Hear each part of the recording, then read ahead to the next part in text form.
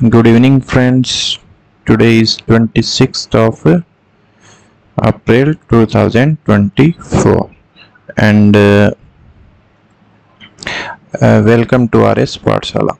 जैसा कि आपको पता है कि अपन इस चैनल के माध्यम से तैयारी करते हैं RS प्री और मेंस की, यानी कि जो भी RS एग्जाम की तैयारी करता है उन लोगों को ये चैनल सब्सक्राइब कर लेना चाहिए, क्योंकि मैं समय समय पर अच्छे वीडियो आपके लिए लाता रहता हूँ और RS एग्जाम की जो भी अपडेट आएगी वो मैं आपको इस चैनल के माध्यम से बताता रहूँगा। साथ ही में पुराने एग्जाम्स में आए वेकेशन की बात भी हम प्रत्येक वीडियो के अंत में करेंगे।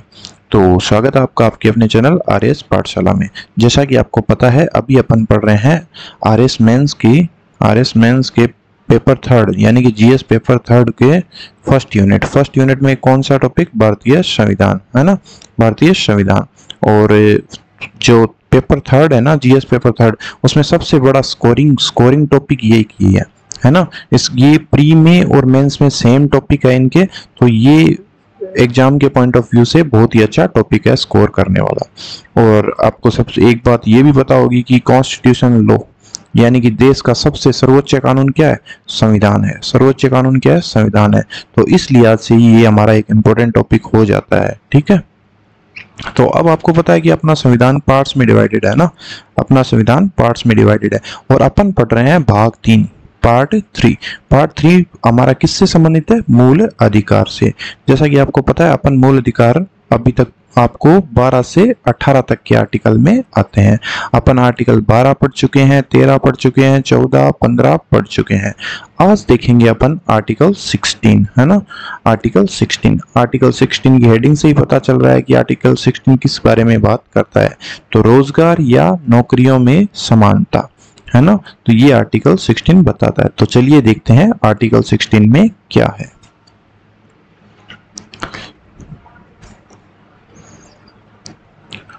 फ्रेंड्स, आर्टिकल 16 में 6 क्लॉज है। कितने क्लॉज है? 6 क्लॉज है।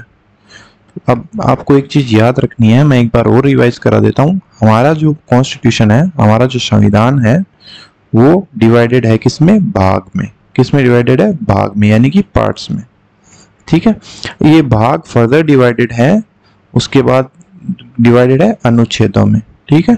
अनुच्छेद को अपन बोलते हैं आर्टिकल। ओके, यहां तक क्लियर। उसके बाद ये आर्टिकल डिवाइडेड है किसमें? ये आर्टिकल डिवाइडेड है आगे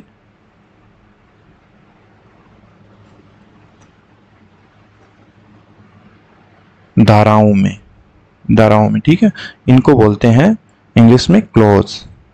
और ये धाराएं फर्दर डिवाइडेड है उपधाराओं में। धाराएं किस में डिवाइडेड है? उपधाराओं में, ठीक है। धाराएं उपधाराओं में डिवाइडेड है, इनको बोलते हैं सब क्लॉज। तो मैं ये नाम जब भी बोलूं आपको समझना है, ठीक है। संविधान कॉन्स्टिट्यूशन, भाग मतलब पार्ट्स है संविधान के, उसके बाद डिवाइडेड है अनुच्छेद मतलब आर्टिकल, धारा का मतलब क्लॉज और उपधारा का मतलब है सब क्लॉज, ठीक है। तो अभी जो अपना आर्टिकल 16 है उसमें 6 क्लॉज है। कितनी धाराएं हैं उसमें? 6 क्लॉजेज हैं। इसमें जो चौथा क्लॉज है ना, उसमें 2 उपधाराएं हैं, ठीक है। तो इन सबको अपन बारीकी से देखेंगे। तो चलिए शुरू करते हैं पहले क्लॉज से।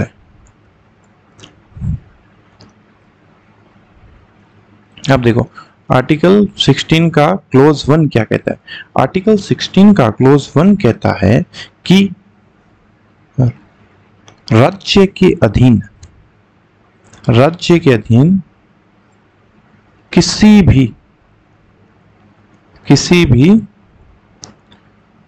नियुक्ति या नियोजन में अवसर की समानता होगी, ठीक है। जैसा कि हमारा हेडिंग क्या था? रोजगार या अवसर में समानता, रोजगार या नियुक्ति में समानता, यानी कि रोजगार का मतलब कोई भी जॉब हो गई, चाहे वो परमानेंट हो टेम्परेरी हो। नियुक्ति का मतलब परमानेंट जॉब होती है ना, उनमें क्या होगी? सभी लोगों को समान अवसर मिलेंगे। लेकिन क्या प्राइवेट जॉब में भी ऐसा होगा? देखो यहाँ पर नहीं, यहाँ पे लिखा है राज्य के अधीन, ठीक है, राज्य के अधीन। अब इसमें राज्य कौन आता है? आपको पता है आर्टिकल 12 में जो राज्य था ना, वो यही राज्य है, ठीक है, एक बार थोड़ा सा रिमाइंड करवा देता हूँ। आर्टिकल 12 अपन ने पढ़ा था, तो राज्य की परिभाषा में कौन कौन आया था? केंद्र सरकार और संसद, सेंट्रल गवर्नमेंट और अपनी पार्लियामेंट प्लस स्टेट गवर्नमेंट सारी और वहाँ की विधायिकाएं, ठीक है। उसके बाद जो होती है लोकल बॉडीज, और उसके बाद अन्य वैधानिक और गैर संवैधानिक जो भी निकाय है वो सब राज्य के अंतर्गत आते हैं। तो क्लोज 1 ये कहता है कि राज्य के अधीन किसी भी नियुक्ति या नियोजन में अवसर की समानता होगी। एकदम सिंपल है, ये यहीं पे खत्म हो जाता है, ठीक है, यहीं पे खत्म हो जाता है, ज्यादा इसमें कुछ नहीं है। अब जो इसका क्लोज 2 है, क्लोज 2 है वो क्या कहता है? देखो, क्लोज 2 कहता है कि ये जो राज्य के अधीन जो भी नियुक्ति या नियोजन है ना, इनमें केवल जाति, धर्म, लिंग, जन्म स्थान और वंश के आधार पर भेदभाव नहीं होगा। वंश के आधार पर भेदभाव नहीं होगा। अब देखो, इसको और थोड़ा यहां पर स्पष्ट किया गया। पहला क्लोज क्या अपन क्या पढ़ रहे हैं? अनुच्छेद 16। अनुच्छेद 16 क्या है? रोजगार या नियुक्ति में अवसर की समानता। अनुच्छेद 16 में कितने क्लोज है? 6 क्लोज है। अपन क्या पढ़ रहे हैं? पहला क्लोज। पहला क्लोज क्या बोला? राज्य के अधीन किसी भी नियुक्ति या नियोजन में अवसर की समानता होगी, यानी कि कोई परमानेंट जॉब हो, कोई गवर्नमेंट जॉब हो, सबको समान अवसर मिलेंगे।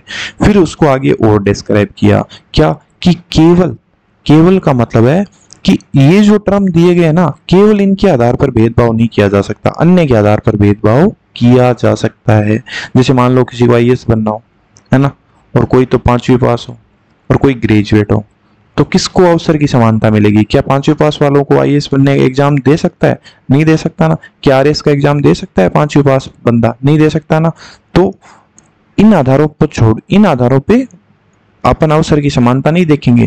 कौन से आधार पर अवसर की समानता होगी? किसी को किसी जाति का होने के आधार पर आरएएस के एग्जाम से बाहर नहीं किया जा सकता, किसी पर्टिकुलर धर्म के होने से आरएएस के एग्जाम से बाहर नहीं किया जा सकता, कोई पुरुष है, महिला है या ट्रांसजेंडर है तो उनको भी बाहर नहीं किया जा सकता, किसी का जन्म स्थान कोई और है तो बाहर नहीं किया जा सकता, कोई स्पेशल वंश का है तो बाहर नहीं किया जा सकता। ठीक है, क्लियर यहाँ तक? पहला पॉइंट, पहला क्लोज और दूसरा क्लोज क्लियर हो गया। अब देखो, जैसा कि अपन ने आर्टिकल 15 में पढ़ा था, आर्टिकल 15 में क्या था बताओ? पढ़ा था ना अपने, इससे ठीक पीछे वाले वीडियो में क्या था बताओ? देखे, आर्टिकल 15 भी तो यही था क्या कि किसी केस भाई सबको क्या मिलेगी? समानता मिलेगी, किसी के साथ भेदभाव नहीं हुआ। किस आधार पे? वंश, जन्म स्थान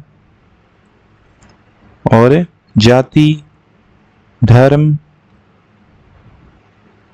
और लिंग के आधार पर भेदभाव नहीं होगा। लेकिन अपने देखा था कि 15 क्लोज 3, 4 और 5 और 6 में कैसे सब क्लोज, कैसे नए नए संविधान संशोधन के द्वारा, ये चौथा, पांचवा और छठा ये संविधान संशोधन के द्वारा जोड़े हुए थे और ये ऑलरेडी संविधान में था। इनमें कैसे चेंजेस करके उनके अपवाद बनाए गए, है ना, आर्टिकल 15 के, कि कैसे 10% आरक्षण दिया गया ईडब्ल्यूएस को, 27% रिजर्वेशन दिया गया ओबीसीज को, है ना, और कैसे SC ST को आरक्षण दिया गया, कैसे महिलाओं और बच्चों के लिए स्पेशल प्रावधान करने की जिम्मेदारी दी गई सरकार को। तो इसी प्रकार आर्टिकल 16 में भी अपवाद है। अब जो आगे के अपन 6 क्लोज टोटल है, 6 में से 2 पढ़ लिए, अब आगे के जो 4 क्लोज है ना उनमें पढ़ेंगे अपन अपवाद। ठीक है, तो चलिए देखते हैं इसका क्लोज 3rd। अब देखिए इसका क्लोज 3rd क्या बोलता है। अब अनुच्छेद 16 का क्लोज 3rd, अब अपवाद शुरू हो गए अपने। अब जितने भी क्लोज आएंगे ना उन सब में अपवाद है। पहला अपवाद देखो क्या है, संसद यानी कि हमारी पार्लियामेंट किसी विशेष रोजगार के लिए निवास की शर्त आरोपित कर सकती है। अब इसका मतलब क्या हुआ? पहली बात तो किसको अधिकार है कि भाई निवास की शर्त लगाने की, है ना, नौकरियों में या नियुक्तियों में किसको अधिकार, किसके पास है? क्या स्टेट गवर्नमेंट के पास है? नहीं है। किसके पास है? संसद के पास। किसके पास है? संसद के पास। तो संसद किसी विशेष रोजगार के लिए निवास की शर्त आरोपित कर सकती है। फिलहाल की अगर बात करें तो ऐसे दो ही राज्य हैं जहां पर निवास की शर्त के अनुसार भर्तियां की जा रही है, वह आंध्र प्रदेश और तेलंगाना। आंध्र प्रदेश और तेलंगाना। अब देखो, पहले तो क्या बोला था कि जन्म स्थान के आधार पर भेदभाव नहीं किया जाएगा, लेकिन ये अपवाद आ गया। देखो आपके सामने क्या, कि कोई भी विशेष रोजगार हो, जैसे मान लो कहीं कोई रहने वाला हो, किसी की पब्लिक डीलिंग हो, जैसे बैंक ही मान लो, तो बैंक में क्या होता है, देखो कोई सारे लोग तो पढ़े लिखे नहीं होते ना, सब लोगों को हिंदी नहीं आती, मसावत में हिंदी नहीं आती सब लोगों को, है ना, तो वहाँ की लोकल लैंग्वेज आती है। तो वहां पर मान लो कोई हिंदी भाषी बंदा जो कोई क्लर्क बन जाए वहां पर किसी ऑफिस में, तो वो कैसे डील करेगा? तो वहां पर ये निवास की शर्त या कोई भाषा बोलने की शर्त वहां पर लागू की जा सकती है। ये कौन कहता है? आर्टिकल 16 का क्लोज 3 यानी कि अनुच्छेद 16 की धारा 3 कहती है ये। ओके, अब चलते हैं आगे। अब देखते हैं क्लोज नंबर 4।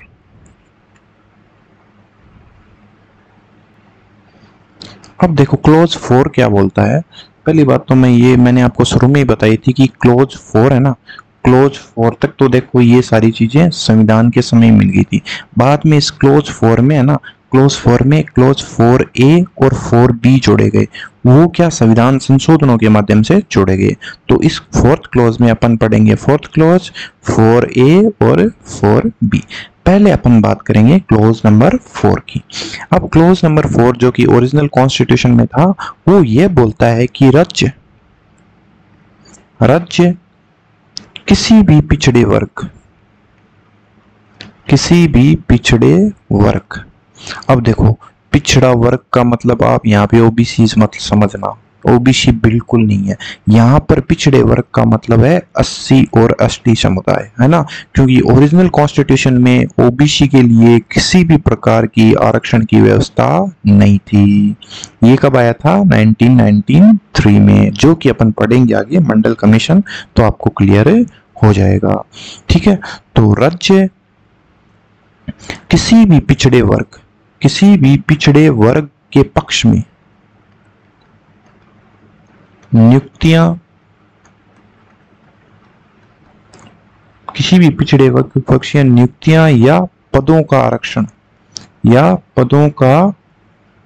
आरक्षण का प्रावधान कर सकता है, जिनका राज्य सेवाओं में क्या हो, समान प्रतिनिधित्व नहीं हो, या फिर राज्य सेवाओं में पर्याप्त प्रतिनिधित्व नहीं हो। अब देखो सबसे पहले तो कॉन्स्टिट्यूशन क्या बोलता है हमारा, आर्टिकल 16 की भी जाति के आधार पर, आप जाति के आधार पर किसी के साथ डिस्क्रिमिनेशन नहीं कर सकते, किसमें? रोजगार में। लेकिन आर्टिकल 16 के क्लोज 4 में क्या बोलता है कि कोई भी पिछड़ा वर्ग हो, उसके पक्ष में नियुक्तियां या पदों का आरक्षण किया जा सकता है ना, या उनके लिए रिजर्व की जा सकती है, जिनका क्या हो, राज्य सेवाओं में पर्याप्त प्रतिनिधित्व नहीं हो, यानी कि उनके लोगों की संख्या राज्य सेवाओं में कम हो, उनके लिए स्पेशल प्रोविजन किए जा सकते हैं, और वो प्रोविजन करेगा कौन? राज्य है। ओके, अब देखो ये तो गई यहां तक बात। अब भी जितने भी अपन आगे क्लोज पढ़ेंगे ना, वो ओरिजिनल कॉन्स्टिट्यूशन में नहीं थे, वो क्या, अमेंडमेंट एक्ट के जरिए जोड़े गए। सबसे पहले 1995 में, उसके बाद 2001 में, उसके बाद 2000 में, और उसके बाद 2019 में, ये इसके बाद जोड़े गए। अब अपन बात करेंगे इन सब की, तो चलिए देखते हैं। यहाँ तक क्लियर है? एक बार रिवीजन करा देता हूँ आपको। देखो क्लोज 1 क्या बोला था कि नियुक्तियों में किसी प्रकार का भेदभाव नहीं होगा। क्लोज 2 क्या बोला था कि केवल धर्म, जाति, लिंग या मूल स्थान या जन्म स्थान के आधार पर भेदभाव नहीं होगा। लेकिन आर्टिकल 3 क्या बोला कि विशेष रोजगार के लिए निवास की शर्त आरोपित कर सकती है। कौन आरोपित कर सकती है? संसद कर सकती है। उसके बाद अपन ने देखा आर्टिकल 4 क्या बोला कि किसी भी पिछड़े वर्ग के लिए नियुक्तियों या पदों का आरक्षण किया जा सकता है ना। और ये तो हुआ ओरिजिनल कॉन्स्टिट्यूशन की बात। अब चलते हैं क्लॉज 4A में।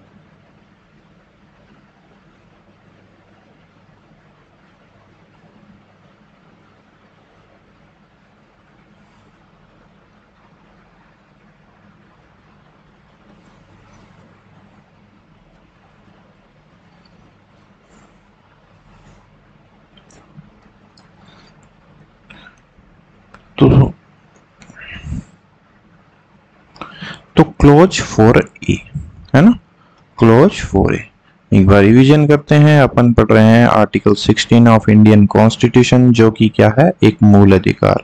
कौन सा मूल अधिकार है? समता का अधिकार।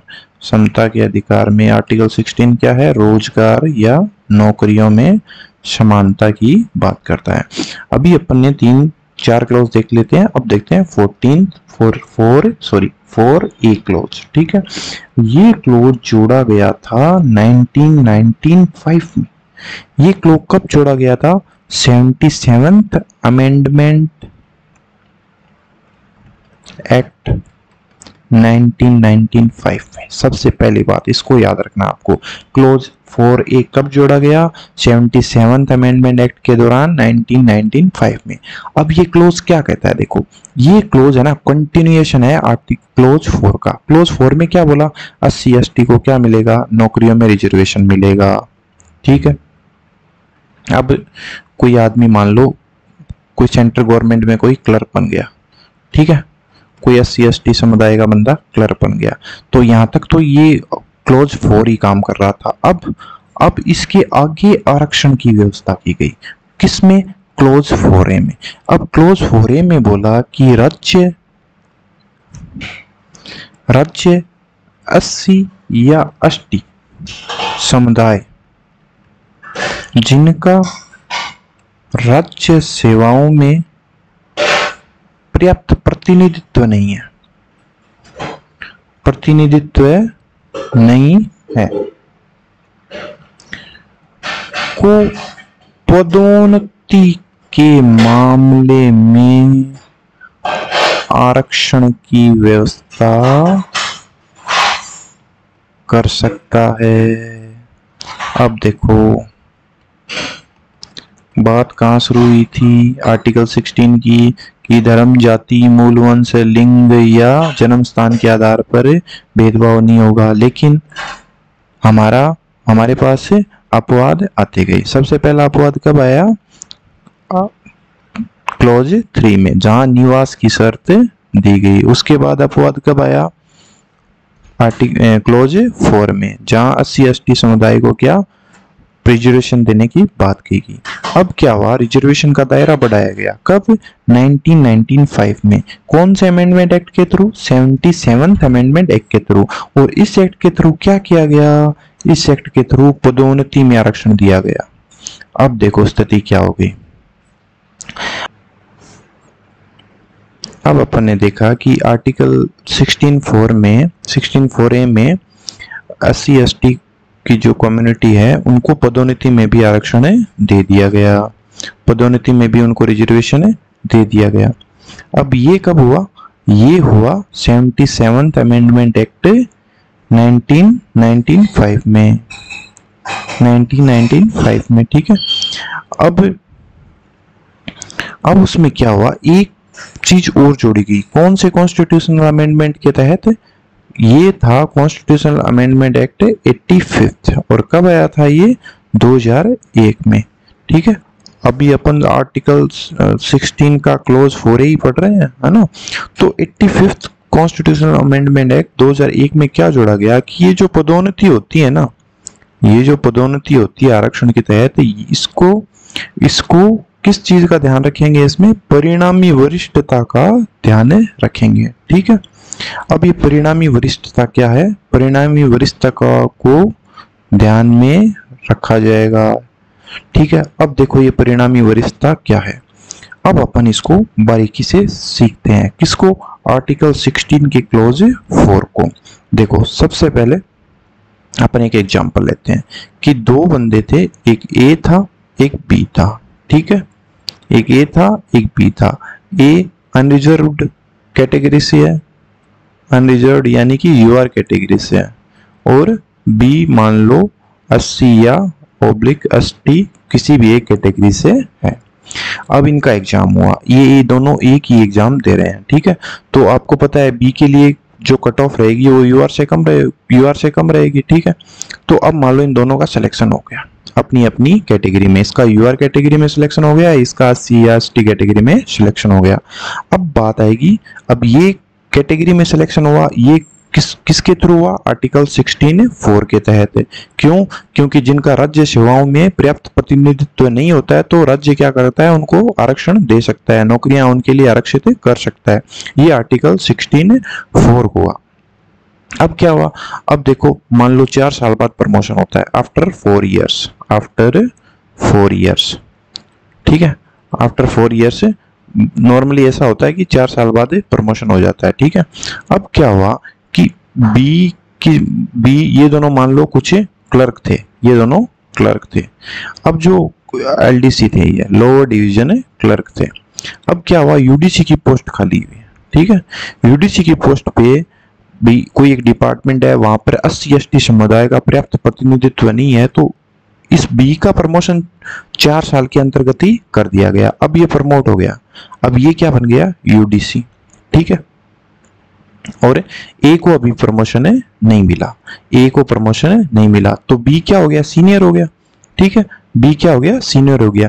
ये किसके तहत हुआ, ये आर्टिकल 16(4)(a) के तहत हुआ, पदोन्नति में आरक्षण।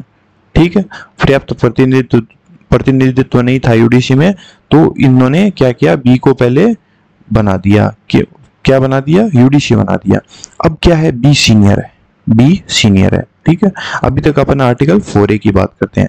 अब इस सिचुएशन में क्या होता था, मान लो अब 2 साल और गुजर गए, 2 वर्ष बाद अब ए भी यूडीसी बन गया, ए भी क्या बन गया, यूडीसी, और बी पहले यूडीसी बन गया था।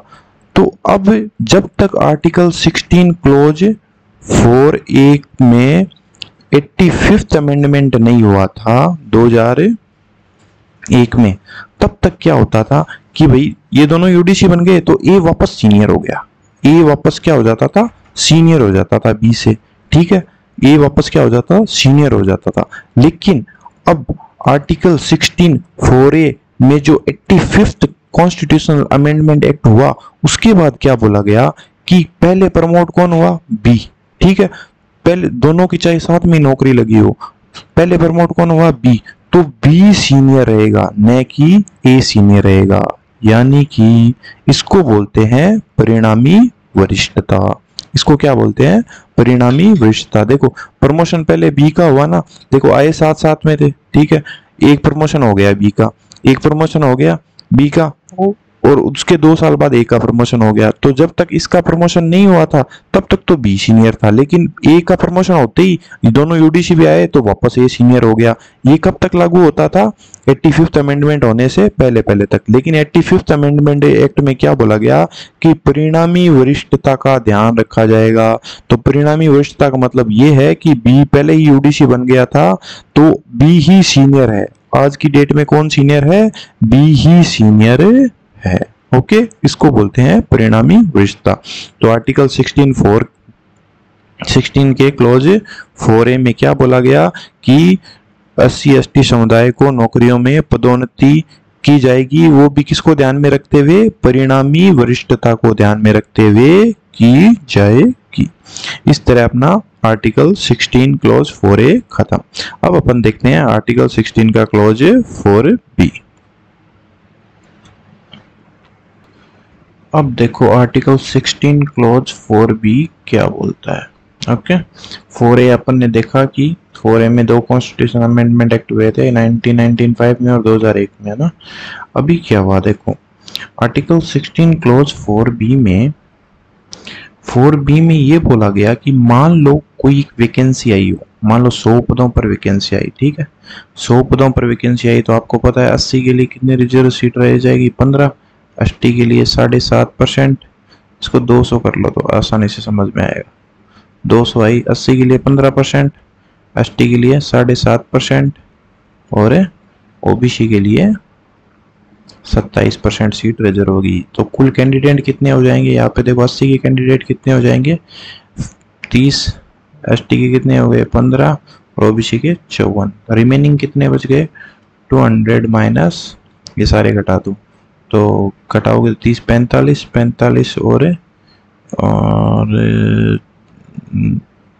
45 और कितना होगा 30 और 45 और 50 कितने हो गए 95 और 99 पोस्ट और 101 पोस्ट हो गई यूआर की, ठीक है। यूआर की पोस्ट कितनी हो गई 101। अब मान लो कोई भर्ती हो गई, अब कोई भर्ती हो गई लेकिन उसमें एसटी के कैंडिडेट है ना 15 मिल ही नहीं पाए, तो कितने मिल पाए 10 ही कैंडिडेट एसटी के मिल पाए जो उस एग्जाम में पास हुए हैं। तो अब क्या करा जाएगा, अब देखो इस आर्टिकल 16 क्लॉज 4B में ये बोला गया कि अगर कोई वर्ष में जो भर्ती होती है तो उसमें कोई अपूर्ण आरक्षित रिक्ति रह जाती है, अपूर्ण आरक्षित रिक्तियां रह जाती है ना, अपूर्ण आरक्षित रिक्तियां रह जाती है, तो उनको आने वाले सालों में उनको क्या करेंगे, आने वाले सालों में भरेंगे, ठीक है। अब वो भरेंगे कैसे, अब मान लो कि आने वाले साल में 200 पोस्ट और भरनी है, ठीक है, तो उसमें ये एसटी वालों की 5 पोस्ट और रह गई। अब उसमें ऑलरेडी रिजर्वेशन होगा और वो रिजर्वेशन ऑलमोस्ट 50% होगा। अब इन सीटों को और जोड़ लेंगे 5 सीट को तो वो 50% से आगे चला जाएगा ना रिजर्वेशन। तो इस सिचुएशन को रोकने के लिए उन्होंने क्या कहा कि अपूर्ण आरक्षित रिक्तियों को आने वाले वर्षों में भरेंगे, ठीक है, भरेंगे, लेकिन क्या करेंगे, उस वर्ष की रिक्तियों के साथ नहीं जोड़ेंगे, उस वर्ष की रिक्तियों के साथ नहीं जोड़ेंगे, है ना। अब वो एग्जाम तो साथ होगा लेकिन जो रिक्तियां होगी ना वो उन रिक्तियों के साथ नहीं जोड़ेंगे और उनका अलग से उनकी भर्ती होगी। तो इस सिचुएशन में जो 50% वाला लो है ना, 50% रिजर्वेशन मैक्सिमम होता है अपने सुप्रीम कोर्ट के अनुसार, तो 50% वाला लो लागू रहेगा। इन 200 पदों पर 50% का आरक्षण लागू रहेगा और ये जो बैकलॉग है ना ये पुरानी भर्ती के हिसाब से भरा जाएगा। 5 एडिशनल सीटें एसटी के लिए यहाँ पर जोड़ी जाएगी लेकिन इसको इसके साथ माना नहीं जाएगा। ओके, और ये बात कब हुई थी, ये बात हुई थी 81st अमेंडमेंट एक्ट 2000 के तहत।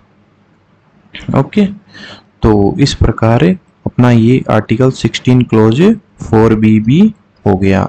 अभी अपन देखते हैं आर्टिकल 16 क्लॉज 5। अब देखो 16 क्लॉज 5 ये बोलता है कि मान लो कोई धार्मिक संस्था है या धार्मिक स्कूल है तो वहां पर उस धर्म के लोगों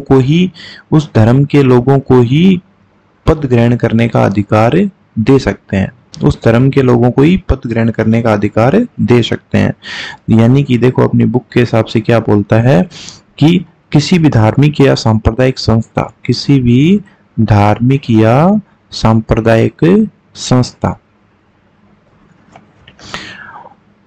में किसी भी सदस्य को उस विशेष धर्म या संप्रदाय से संबंधित होना चाहिए, उस विशेष धर्म या संप्रदाय से संबंधित होना चाहिए। तो यहाँ पर ऐसे नहीं है कि कोई मान